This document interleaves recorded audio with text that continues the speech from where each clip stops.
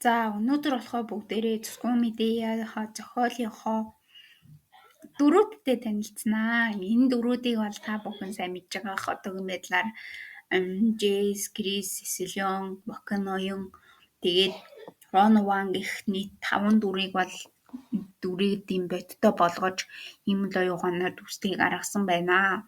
Энэ маань бол нэгдүгээрт манай зохиолын маань хамгийн чухал дөрүүд гэж бол ойлгож болно. Тэгээд одоогийн байдлаар бол зохиол дээр гарч байгаа иймэрхүү дөрүүдийг та хэдийн маань сэтгэл анх бичижсэн тийм сэтгэл одоо хэр зөрөх нүг юу гэдгийг харцгаая хамтдаа. За энэ бол манай Джейс хадагтай байна. Нэр нь бол сая та бүхэн зургнаас бол бүгднийхэн дүр төрхийг нэг харсан байгаа байх. Дуунаас бол анзаарч байгаа байх. Гэхдээ Джейсийн улаан хилэн даасан нь яг л нөгөө та бүгдийн төсөөлөгч нэгдэгтэй илүү дөхөн болсон юм болов уу гэж бол миний хувьд бол бодож байна. Харин Сесилион бол ийм урт өндөр хамартай байгаа байхгүй юу? Анх зохиолынхоо юм дээр ч гэсэн тэгэж бол гаргаж ийсэн. Тэгээ сарна барьсан байгаагаар анх дүрийг гаргах гэж амар удажсэн юм а миний хувьд. Нэг болж өгдгөө анх Сесилионы дүрийг гаргах гэдэгтэй амар олон удаагийн оролдлого хийгээд тэгээд болж өгөхгүй болохоор гарч ирж исэн байхгүй. Тиймээс бол Джейсийн дүрийг гаргахад бол их амархан гарч ирж исэн байгаа. За тэгсэн Крисийн дүрийг яаж гаргаж исэн бэ гэвэл би бодсон л доо. За Крис одоо нэг цайвар ханхуу тийм цас мөсний орны хүн юм чинь гоё цайвар өсдөг хүн байвал их зүгээр юм байна гэж бодоод тэгээд амар гоё цагаан цэнхэр өнгөтэй байвал амар гоё дүрийг илтгэж өгөх юм байна гэж энэ хувцсыг нь бодож гаргаж исэн. За тэгснийхээ үндсэн дээр бол манай Крис нэг иймэрхүү сайхан залуу болоо гараад ирдیں۔ За тэгэхээр ингээд дөрүүдээ ингэж гаргахаар уншихад илүү дөхөм. Дээрээс нь бас төсөөлөгдөж гоё уншигдах юм болов уу гэж бодож ингэж дөрүүдийг гаргахаар шийдчихсэн. За тэгвэл нөгөө та хэдий яриадсэн Ваканоёны яаж гаргасныг харъя.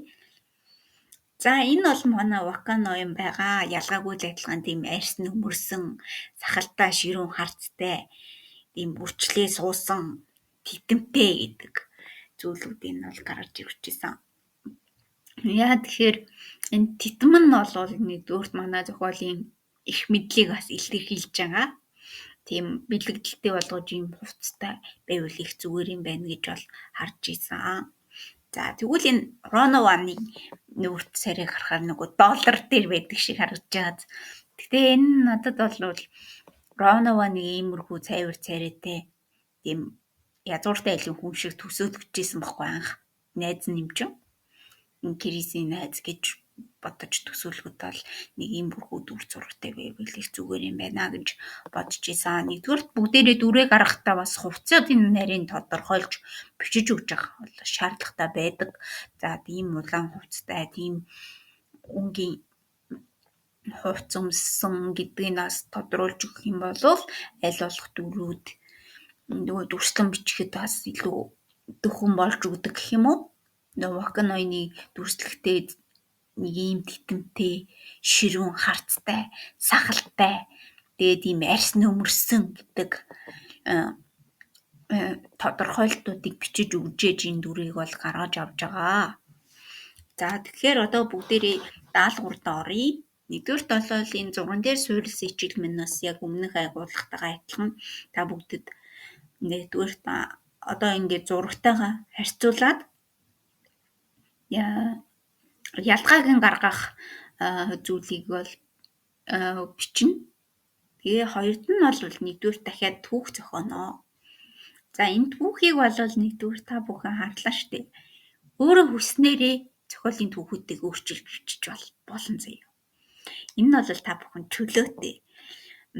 Яг нэг дуртай хэсгээсээ аваад тэгэж бичих юм бол илүү хүнд мэдрэмж өгнө гэдэг шиг тэгэж түүхийг ургуулж бичвэл бидэд нэгдүгээр их дөхөн болж ирнэ гэх юм уу зохиолоо илүү сайжруулж бичихэд их дөхөн болно.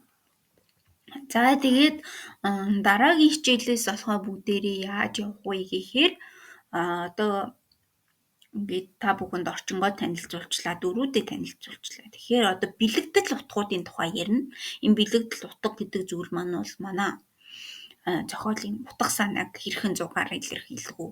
Эсвэл нэг гол яаж дүрсэлж бичих үү гэдэг зүйлүүдийг нэг ярих байгаа. Тэгээд яг яавал илүү өрөмц сонирхолтой болох вэ гэдэг талаас нь монголчлон ярих учраас дараагийн хичээл дээр нэлийн анхааралтай байгаарай гэж хүсэж байна. Тэгээд ерөнхийдөө манай пенал зохиол руу бичих хугацаа маань болж эхэлж байгаа гэж ойлгож байна.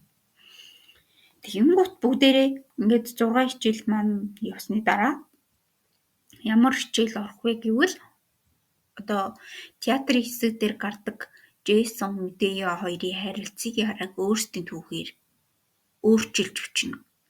Энэ нь бол нэгдүгээр бэлэгдэл утгыг давхар шингээж өгч өөрчилж бүгдээрээ өөрийн гэсэн үгээрээ бичих юм бол та хэдэд маань бичих дадал суuna гэж бол миний хувьд бол хараад байгаа байхгүй юу. Ер нь бол хичээл маань ингээд тэгэл бол тэгэж бичээд үр дүнгээсээ шалтгаалаад дуусчихж байгаа. За тэгэнгүүт бүгдээрээ пенал зохиол руугаа орох шаардлагатай болно. Тэгэхдээ бүгдээрээ яг энэ өмнөх үтсэн бүх хичээлүүдээ сэдв санаагаа тодорхойлсон юм ч одоо бичих тал дээр илүү голчилж үлдсэн хоногудаа дуусгана гэсэн үг. Тэгээд пенал зохиолынхоо оноогоор алга биелүүлсэн оноогоороо дараагийн шатанда гүнзгийч орох эрхийн эхний 3 байраа шалгаруулж манай онлайн хичээл маань дуусгаар байгаа. За тэгэхээр мэдхгүй зүйлээ асуугаарай гэж хэлж байна. Баяртай.